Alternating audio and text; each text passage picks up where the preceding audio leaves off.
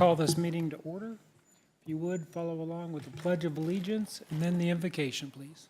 I pledge allegiance to the flag of the United States of America and to the republic for which it stands, one nation, under God, indivisible, with liberty and justice for all. Good evening, Mayor, Board, and guests. Please join me in prayer. Our most gracious Heavenly Father, thank you for another beautiful day in the Ozarks, and thankful for a very busy past couple weeks in Branson, Missouri. Thankful for seats being filled in theaters and visitors in hotels and motels and the shopping, and for thankful that we can be that great place for people to come recreate as families in Branson, Missouri. Father, we invite you in the chambers tonight as we discuss the city business. That'll be honoring and pleasing to you. In Jesus' name, amen. Thank you, Ted. Madam Clerk, we get a roll call, please. Lucas? Yeah. Denham? Cooper? Here. Howden? Here. Milton? Here. LeBlanc? Schultz? Here. Your Honor, you have a quorum. Thank you. Well, tonight we're going to get a presentation from Chief Ted Martin regarding our community emergency preparedness. Good evening. I'd like to spend about the next 2 or 3 hours talking about a passionate topic of emergency management, but I'll try to keep it down to 15 minutes government time. So I'm going to read from my notes so I can kind of stay on script tonight and be timely this evening. Do want to run just through a couple slides as bullet points to expand on with you this evening as we look at the emergency management programs in the city of Branson and where they've been and where we hope they go in the future. When you look at the 3 photos, just 3 examples of our Branson community that display a legacy of hope and hospitality. Branson is that great place to live and operate a business. Plus, it's a well-known vacation destination that's a great place to enjoy all that we have to offer, from the live shows to the attractions, the shopping, world-class golf, area lakes, and so much more. As awesome as our community is, we are still vulnerable to risk, an area that we try to address from an all-hazards risk approach. Really, emergency management practices are always a challenge or a concern, especially for elected officials, when you see the major devastation or the incidents from Hurricane Helene and Milton that did so much damage across the southeast parts of the country. So it's on the forefront of our minds right now. Please note, emergency management starts with you, a citizen, a business owner, to develop that plan, to prepare a kit, and to listen for information. We can't solve all your problems, but we want to drill down to the citizen level first. So put on your seatbelts as I navigate through a lot of information, and we'll open for questions here in just a minute. Our work is ongoing with a mission of continuous improvement. When I first started serving the community, retired Fire Chief Carl Sparks established an emergency operations center where our offices are now. Is a conference table, some basic plans and training, and he just took something and made it a little bit better, bringing his experience from California, and taught us a lot. But it was fairly new to our community. But really, disasters don't happen in Branson, right? Well, soon we found out that we experienced several 100-year floods over about 7 years, and the leap day tornado, because tornadoes would never go up and down Highway 76, plus several large-scale incidents. This has provided a need for continuous improvement for our emergency management division, updated local emergency operations plans, participation in the 5-year cycle of the Taney County Hazard Mitigation Plan. Each county is required to have one to be compliant with the state of Missouri. That provides eligibility for mitigation grant funding, to the development of an emergency operations center that came from this conference room to a bigger space now that's much more operational friendly or user friendly for our team, and seeking resources to document shelter locations or heavy equipment or the different kind of resources that we might want to call on when we need help in our community. Partnerships have also been established and strengthened within our own city departments to avoid silos. Our department heads are working closer together now on preparedness than ever before. Also with our county, state, and even our federal level partners.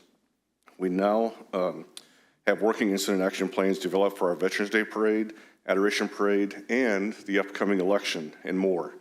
You see, it's practice that makes perfect in that situation. or strengthens our readiness as a city that for that day when the incident really happens. So our teams are gathering, whether it be just our local city team, the election is countywide.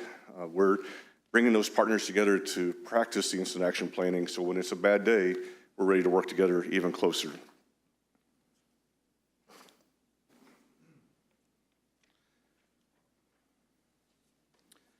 Our city has experienced the damaging effects of large-scale incidents and disaster, some reoccurring, like the flooding along Lake Taneycomo that affected residential homes, businesses, the lakeside campground, Stockstill and Alexander parks, and of course, threatened our Compton wastewater treatment plant. Because we have participated in the hazard mitigation planning process with the state and our local partners in the county, our city was eligible for mitigation grant funding like the new protection wall around Compton wastewater treatment plant. When we participate in emergency management processes like this hazard mitigation plan that looks at all forms of risk, obviously flooding downstream of the dam is a big concern, and we've been very fortunate around this treatment plant. So you do realize that because of mitigation participation, that was 100% grant funded. So we're very fortunate as a community to be able to build that wall and protect our city plants like that. Our Parks Department has taken action to strategically realign park space used in the flood areas. Cindy would have baseball fields destroyed over and over and over again. So she realigned park space. We reduced that damage because of flooding downstream. And our city has participated in the buyout program for residential properties prone to flooding, thus reducing risk and reoccurring damage.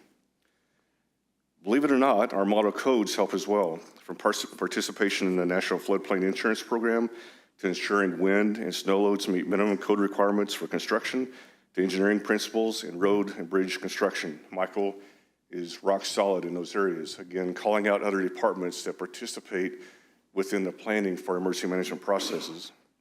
This includes the installation of water or river gauges around our community and around the lakes in our community as well. One of the key steps is continuous community outreach to inform and educate our community in steps that they or we can take to an all hazards risk approach to bring the community to live in a safe vacation destination.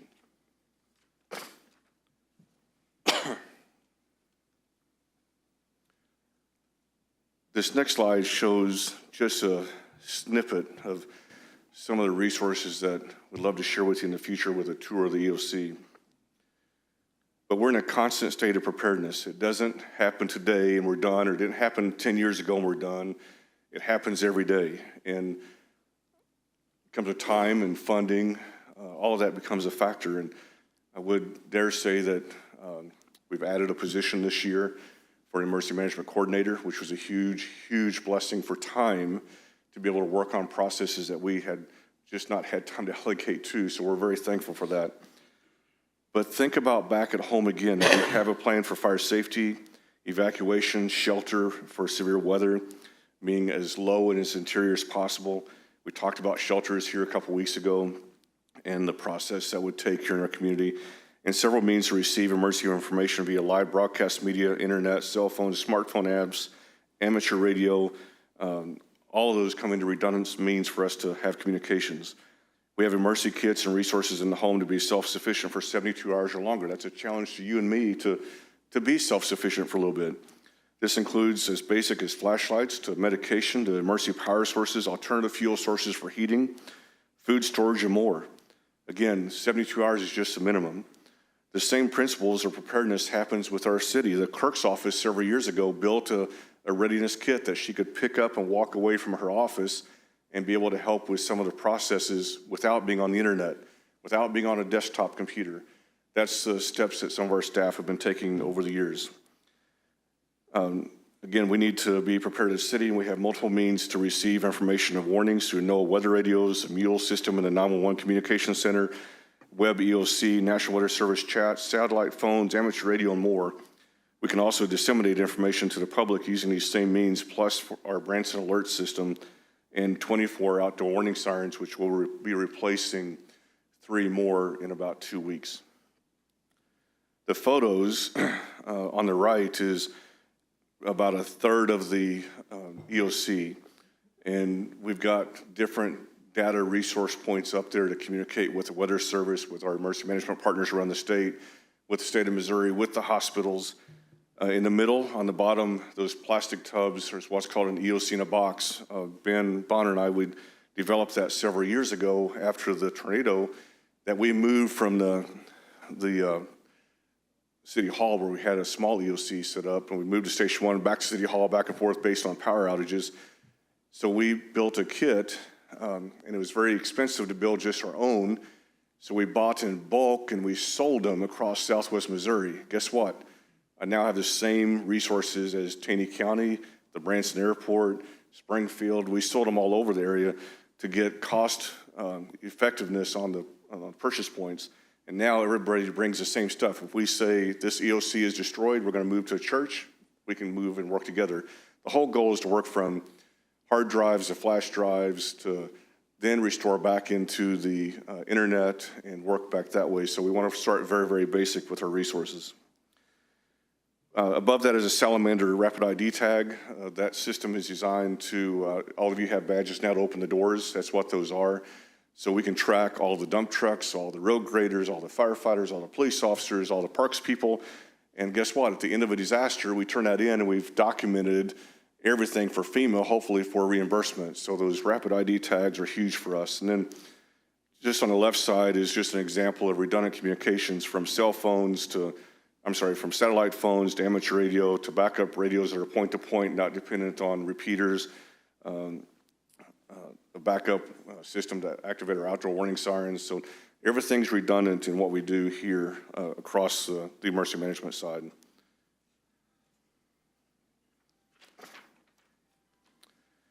The operations division of the National Incident Management System truly is where the work gets done. When responding to a large-scale incident or disaster incident, mutual aid resources are required.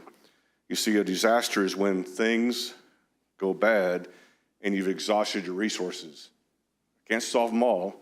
You're not going to fund a fire department or a police department to solve all crime and all fires every day.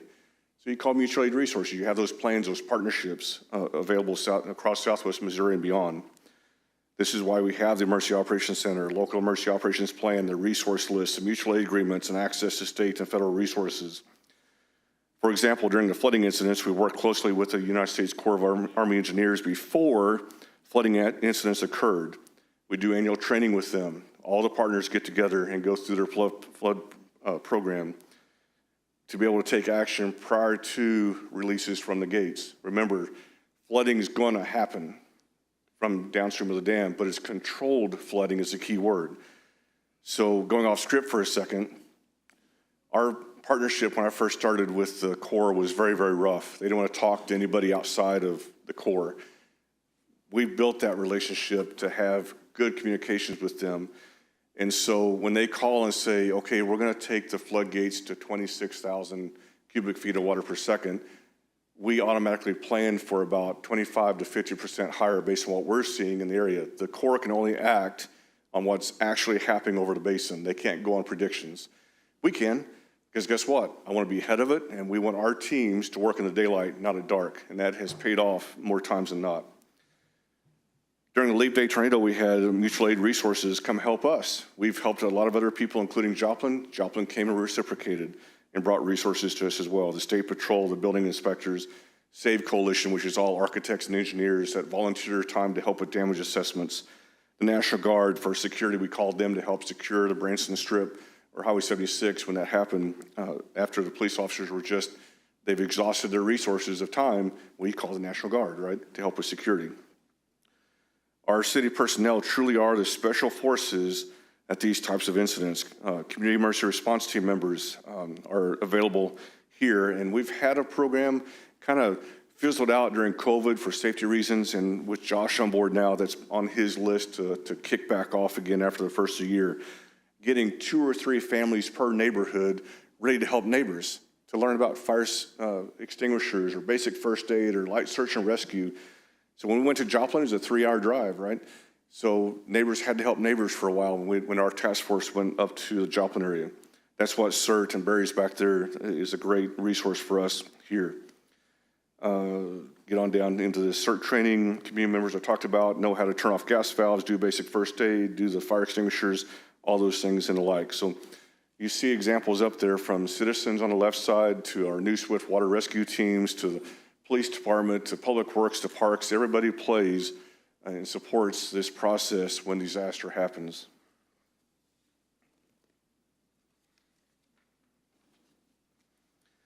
Disaster recovery is a very tough area, and we're seeing that example following the devastation from Hurricane Helene and Milton. So many people living through it, and a lot of others far away watching the developing storylines from a far distance. But help is there, and it will be here as well. Is it as fast as you want it to be? No, I'm going to give you an example in a minute.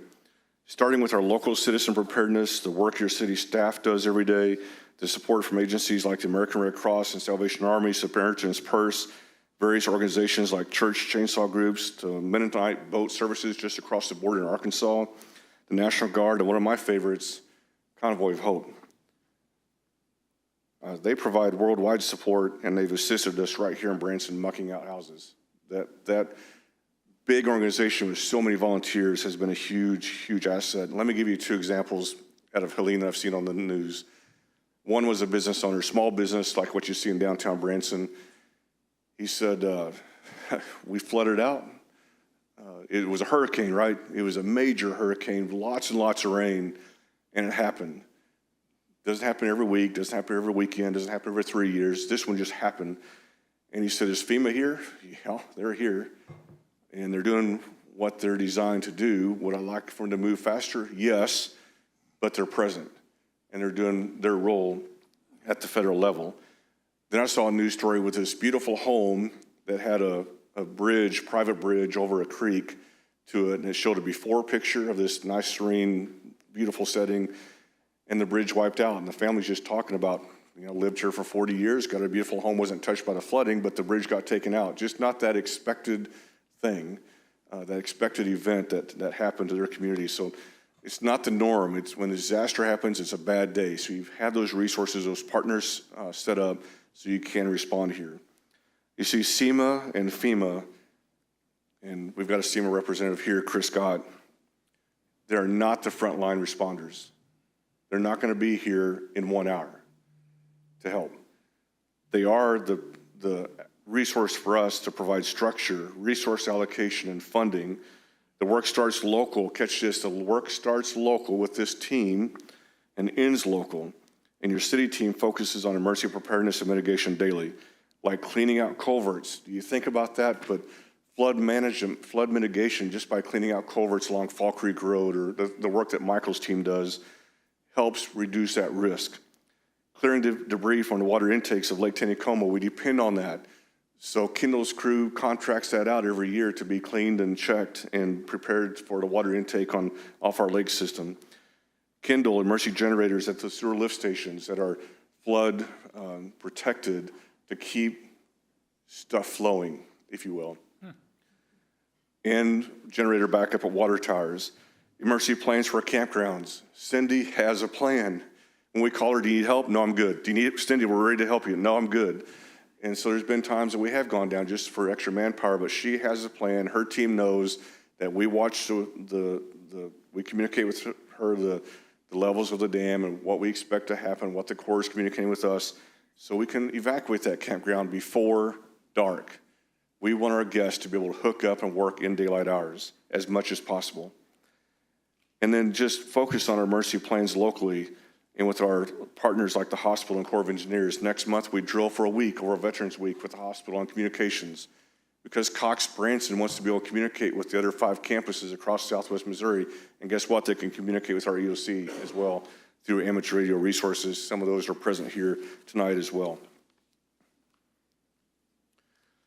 Ooh, this is a boring looking slide, but it's Ben's favorite thing of National Incident Management System. This is where he gets all giddy, and if I let him speak, we'd be here for 4 days talking about National Incident Management System.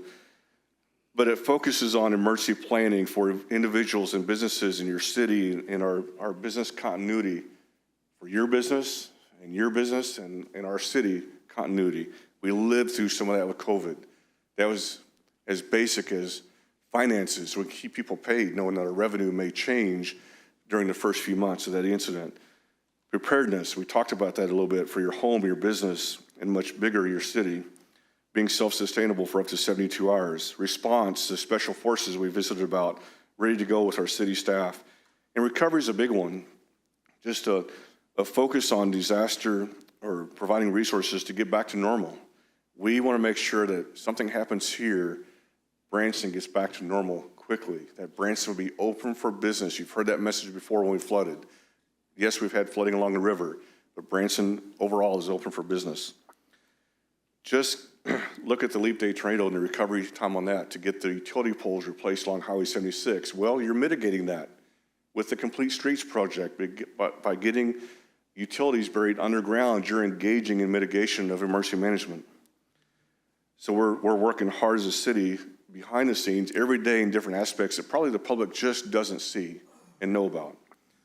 But know, as I took you through a very high-level tour of emergency management in Branson, our friends affected by Hurricane Helene and Milton will experience long-term recovery efforts.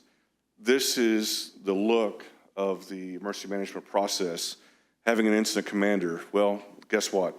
That's the city administrator and the emergency management director. And it may become into a unified command. All the directors may come in, or we might have other partners come in with that unified command. But being able to get the message out through our comms department, the PIO, having a safety plan, having liaisons based on, are we talking about theaters or Kendall with his utilities, with chlorine and the different processes he has. We need a liaison if we're going to flood in those areas around the river. So we work in these 4 areas of operations and planning, logistics, and finance, and this is a lot of words in front of you, but the planning takes us from preparedness to recovery, and that allows us to have got those monies back from the federal government in the past to help restore businesses here, to help pay for the damage to our city infrastructure. So you've got the public damage, public side for our cities, and then the individual assistance like our residents and our businesses as a whole. Then you just work off with our team of department directors, feeding right into the incident commander and the elected officials. You should be setting goals for us. When we get into the training with you all, I would dare say that I would know what your goals are. Take care of your people, keep them safe, restore business, right? So we know that those things come into play, but that's what this team is designed and focused to do. So last slide. Key messages. Emergency management is in constant state of review and continuous improvement. We're not perfect. We want to get a little bit better every day. And I'm going to tell you, we have the support of it now. With this position, with funding, we have lots of goals to work on within emergency management now. Communications, redundant communications, supportive incident action planning, all of that comes into play. The challenge is to encourage everyone to create that plan and prepare a kit and listen for information. We have partners like Hometown Radio, 106.3 and 100.1 and 1220 AM that we can drive people to for just standard, basic radios, battery powered. Or is it outdoor warning sirens? Or is it Branson alerts? Or is it checking your neighbor? So somehow, some way, having that communication plan. Prepare a kit, all that comes into play. The encouragement is to also get involved. Amateur radio, there's 2 or 3 here tonight. I've been a ham radio operator for years here in Taney County. It's a great hobby, but it's used for emergency communications. A lot of that was used in Hurricane Helene. When cell phone towers are down, the ham radio operators were a valuable asset to move messages back and forth. We've done it here in 1980-something, 85 or 6. A major tower went down in Ozark that controlled, this is before we had steady cell phones. We lost all long-distance service for 72 hours. We set up a link from the phone company here in Branson to the phone company in Ozark and ran messages back and forth by amateur radio. So they're prepared to go. They're on readiness level for election day. If we lose communications, we've got 25 election polls, and we've got Branson alerts set up. We've got different messaging set up for our polling judges, but ham radios are number 3 string. So ready to use that resource. So get involved with amateur radio, CERT, non-governmental agencies like Convoy of Hope, the American Red Cross, Samaritan's Purse, Salvation Army, or church-supported volunteer groups like chainsaw groups. That's what makes a lot of this happen. It's not always just the first responders, but citizens as well. So those listening, that's the challenge. We've got lots of work to do, constant training, exercising to be prepared as we can. Exercise is an area that we're deficient in here that we want to work on in FY25 with our directors and our city team to continue that process. So we've been doing a lot of upgrade work to the background side. Now it's time to get the staff engaged again in the disaster planning exercises. So with that, I would stop for just a minute. I have no idea how long I went. I was hoping for 3 hours, but with that questions, the invitation is open to come up to Fire Station 1, and I can share with you some of the planning, the processes. You can see the EOC, the resources that we have available as we try our hardest to be prepared for the bad day. Questions? Ted, thank you to you, to Ben, to Josh, to everybody that's been working so hard on this. And we've been really working on developing these plans over the last, I'd say, 6 months in anticipation of the election coming. And, you know, people are talking about, they feel like there's a lot of turmoil in the world, and actually there is a lot of turmoil in the world. It's not just a feeling. But we want to make sure that Branson residents know that what we're doing behind the scenes is to help protect our residents and visitors. But like Ted said, the real take-home message is how to be better prepared at home to take care of your own family too. And I know we've got some guests tonight, and you kind of pointed them out, but I'd like if you could introduce them. And then if, in particular, ham radio and, I don't know, what other groups you might think might be appropriate, but we can post links on the website if they would so like us to do, for people to be able to reach out to them to get more information. But if we could start with the ham radio gentleman, or is it a gentle lady? Bill and Mimi on the front row are both amateur radio operators. Chris is also an amateur radio operator that works for the state of Missouri. So Chris is a Region D Emergency Management Coordinator for this area, Southwest Missouri. So he supports 18 counties in Southwest Missouri. Y'all know Ben and Josh in the program here. Barry has been very instrumental in helping teach the CERT program here over the years, and he's stuck with us even through this COVID time of craziness of kind of slowing that down for a little bit. And who else am I missing? Got Chris, right? So, do what? Yep. Oh, yeah. He just got his ham license as well. So we're excited to do that. So.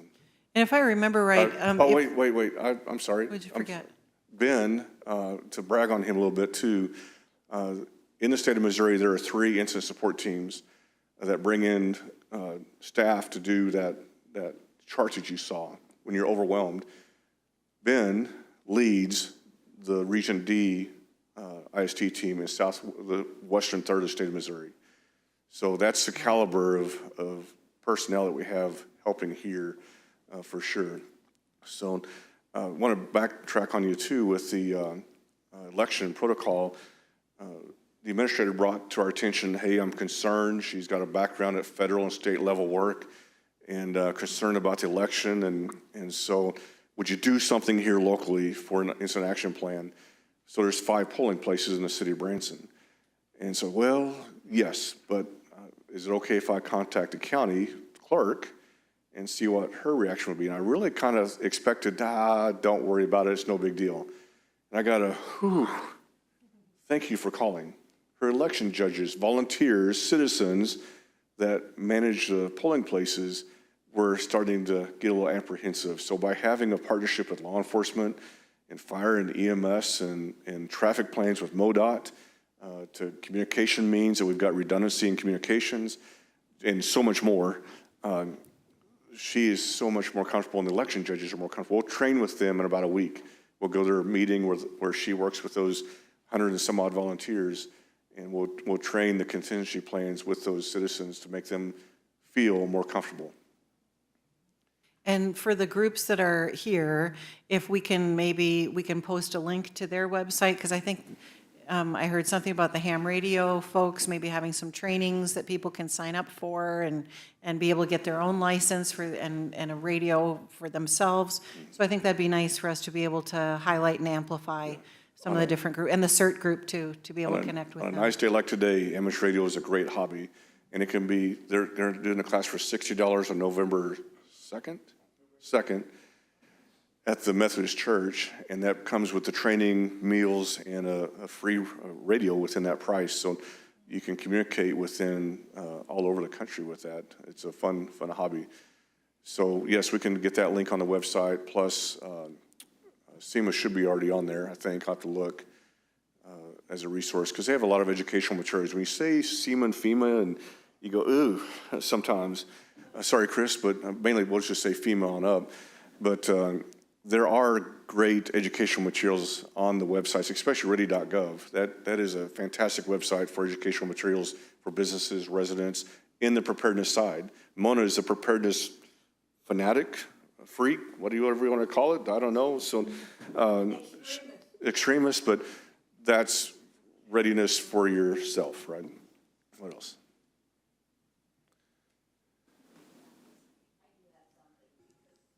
But hang on just a second, because this is typically, unless the mayor calls on you, more of a dialogue here. So. Thank you. Ralph, do you have something? Yeah, Ted, thank you very much. You know, kind of the takeaway from all this is obviously self-awareness and awareness in the community.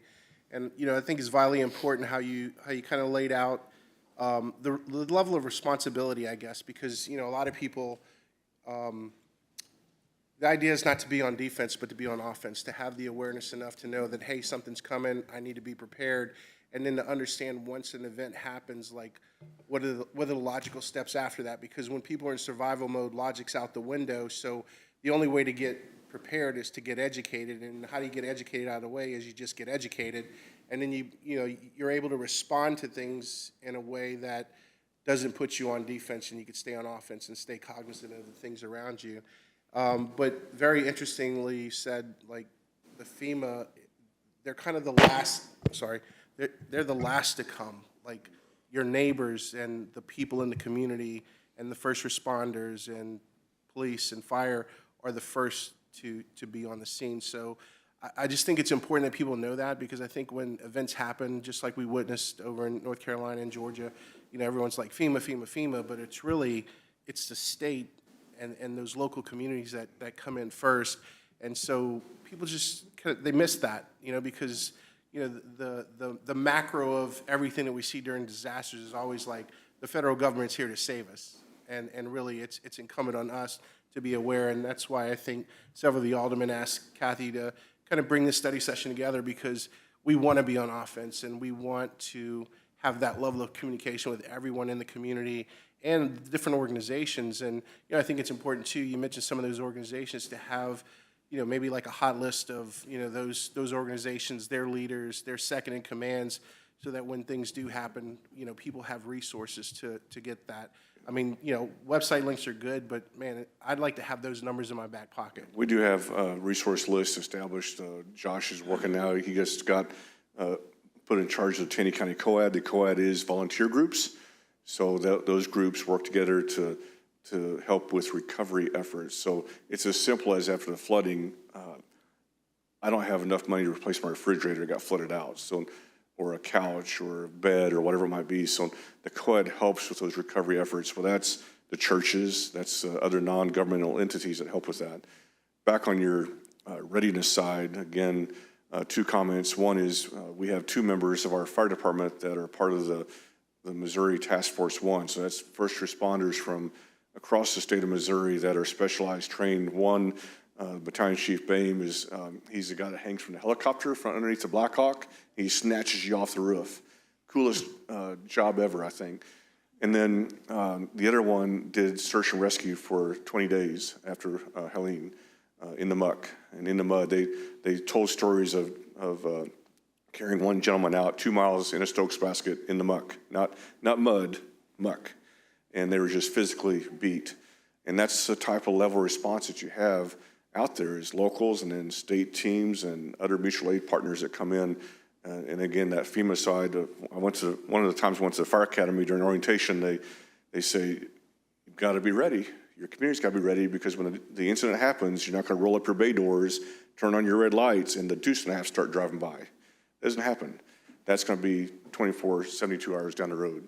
So that's why emergency planning, the process, is coming to play.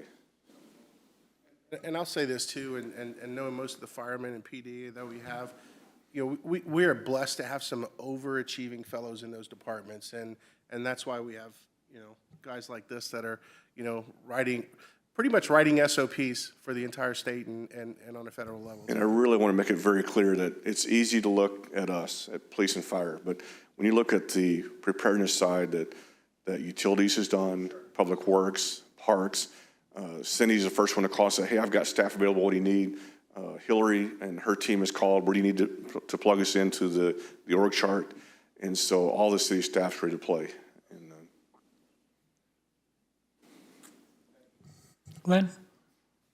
Thanks, Ted. Couple of questions. I've kind of lost track of what, for aldermen and other people that have a more vested interest in being, as to what might happen from a city perspective, do you recommend any specific NIMS training levels, certifications? you have training coming, so as a new member, you do need to do, got the chart memorized, it's 100, 200, and then there's one for elected officials, right?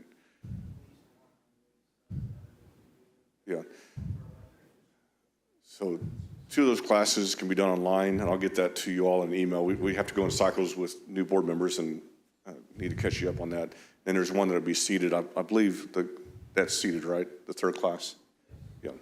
And guess who can teach them all? Can't imagine. Yeah. The other question I had for you was, you know, I think after Katrina, it seemed like FEMA and other organizations kind of rewrote their playbook from all the lessons learned. You know, there was just huge investments, and I think even some of the basic NIM structure changed after that and was supplemented. Do you envision now, after Milton and Helene, do you envision that we're going to see a similar mass set of changes? I know it's a little bit early to gauge that, but what's your perspective? I think continuous improvement's always there, and there's been enough media push about where are they, what are they doing, and they're probably more focused on some of the recovery funding. But one example out of Katrina that I've seen with our state teams is pre-staging. So instead of, so not to people sort of daggers at SEMA and FEMA, but we can't just self-deploy. And a citizen, we don't want them just to self-deploy. So even the Task Force 1, the best of the best of the best in the state of Missouri, they don't self-deploy. They have to have an agreement, and they have to have orders to go. So we get physical orders in hand that firefighter Billy Wayne Kepford and Chief Boehm have orders almost like the military to report within just a few hours, right? 4 hours, I believe. And then there's all the agreements between the states to go across the borders. You've got to get, if you've got commercial trucks, you've got to get the rights to drive across like that. So what we've seen since Katrina, instead of Katrina happens and, oh, I need Missouri Task Force 1, they're pre-staging. So, hey, this hurricane is spun up in the Gulf. We want you to go down to Lower Arkansas or someplace closer. So that's probably been one of the biggest changes we've seen hands-on.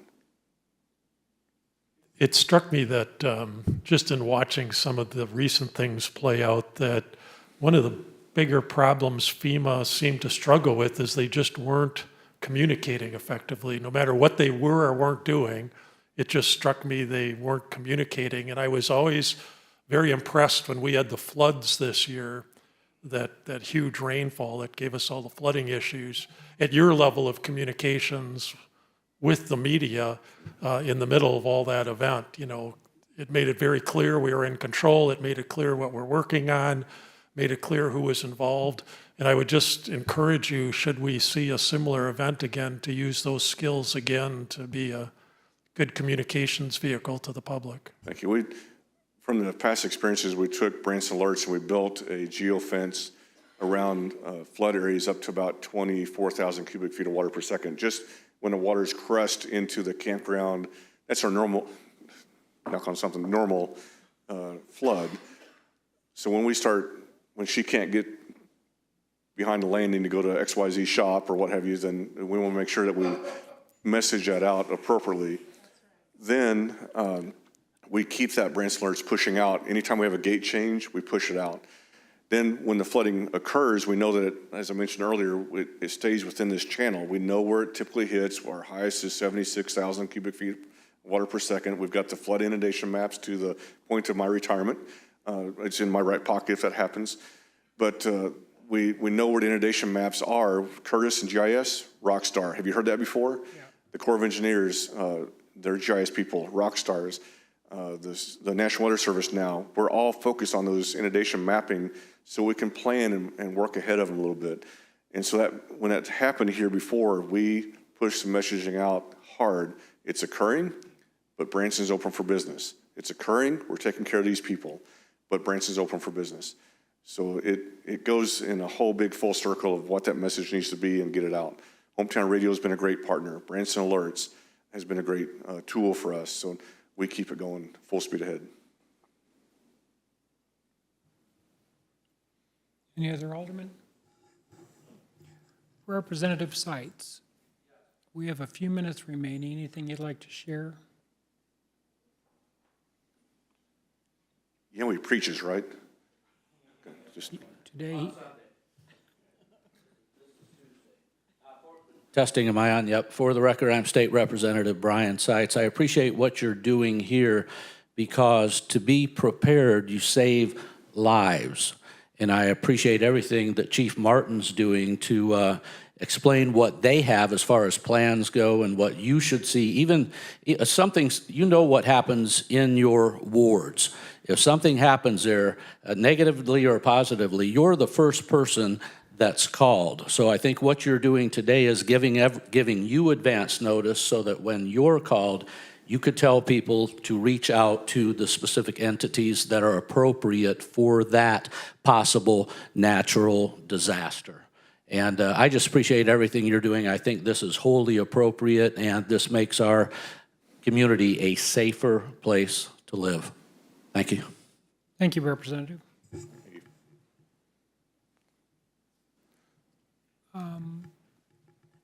That's it. So I will entertain a motion to adjourn this study session. We have a motion and a second. All in favor, say aye. Aye. Opposed, same sign.